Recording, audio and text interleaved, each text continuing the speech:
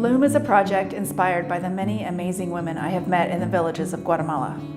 Many families make barely enough to buy food, and for single mothers, the struggle is even worse. Healthcare and education become luxuries that are unaffordable to many in this country. Millions of children are lucky to get one meal a day that usually consists of tortillas and rice. After working in the villages for several years, I have felt the need to help these women that I have grown to love. Out of this desire, Lüm was created. Our partner, Anita, at Lake Atitlan grows the cotton. It is then hand-formed into thread. It is dyed organically and then weaved into beautiful products. She learned the technique from her great-grandmother and wanted to help the many women in her area that were needing work. It started with just a few, but now there are 25 women in the co-op.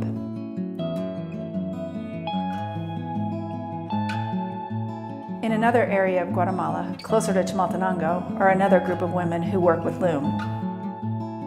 They are women I have known for several years now, and we have walked through many things together. One of the weavers' name is Candelaria.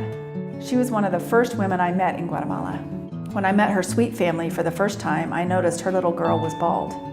She was 2 years old, and I could tell she was not well. Candelaria told us how her little Erica had cancer and she had been on chemo treatments. My heart sank. It had only been 4 years since Hope, our 11-year-old daughter, had passed away from cancer. The things Candelaria described were very familiar. I just couldn't imagine trying to fight cancer living in this village. They did everything they could, but soon Erica passed away in her mother's arms. I walked through this dark time with her family. I have found there is no other comfort after losing a child like the comfort of another mother who has lost a child.